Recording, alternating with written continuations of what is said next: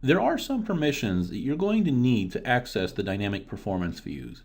And these are permissions that your DBA will need to grant to the user you log into Oracle with in order to run the queries that we're about to look at. Now, unfortunately, granting these permissions is a contentious issue in many organizations about whether or not developers should have access to these views.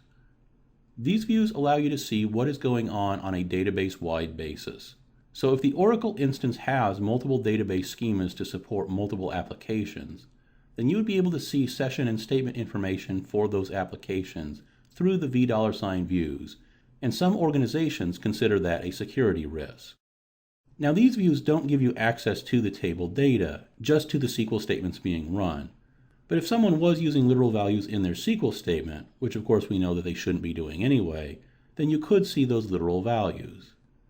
My thoughts are, if organizations really consider this that big of a security risk, say like an HR database where you have compensation information, then this data probably should be in a separate Oracle instance anyway. The other reason that is often given for denying access to the $$ views to application teams is that developers don't know what they're doing and don't understand what the data in these views mean, so they'll just cause a lot of trouble for the DBA team by having access to these views. It is unfortunate that this stance is taken in many organizations that keeps their application teams in the dark about this performance information. These views provide extremely valuable information about how your SQL statements are being executed and can help the application team really understand what their application is doing when it interacts with Oracle.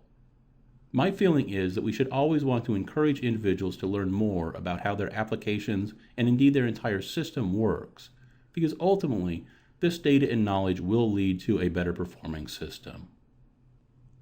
So if your DBA team is not sure about granting you these permissions, what are some strategies that you can use to help convince them? First of all, if you just send off an email listing all the views you want access to, that probably isn't going to be successful. It may even be regarded as threatening. Instead, meet with your DBA and explain what you are trying to accomplish. You may discuss current performance issues that your application has that you are trying to troubleshoot, and what the impact of these issues are having on the application. What you want to do is shift the discussion from purely a permissions discussion to a discussion about what you're trying to accomplish and why. Second, demonstrate that you have some knowledge about how Oracle works and the performance information that you're trying to obtain. No one wants to hand the controls over to an inexperienced pilot. So while you don't have to be an expert, demonstrating that you've watched this course and maybe done some reading on your own will help to put everyone at ease about granting the permissions that you seek. Finally, focus on the benefits that you and your organization will receive by having access to the dynamic performance views that you need, especially the mutual benefits for you and the DBA team. Talk about how being able to query this information will help you write better applications, which will reduce load on the Oracle server and the number of incidents the DBA team has to handle. And you might also talk about that as you become more proficient at database tuning, you'll be mentoring other developers in how to write better applications, again, which will benefit the DBA team. Finally, don't forget to talk about how better performing applications benefit your company's users and customers, which should be everyone's goal. By reaching out and having a dialogue with your DBA team, you're more likely to be able to gain access for the performance data that you need. Sometimes building these relationships does take time, but opening up these communication channels can only benefit everyone involved. So from a technical standpoint, how do you get access to these views? There are two ways. The first is that you can put a user in the Select Catalog role. This is the easiest and fastest way to get access to all of the dynamic performance views, and this role is already built in, so that's a plus.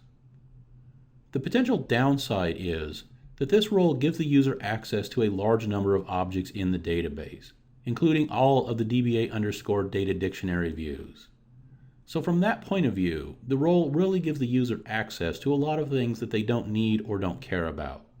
And because this access is so wide, some organizations consider this a security concern. The second way is to grant access to the individual views.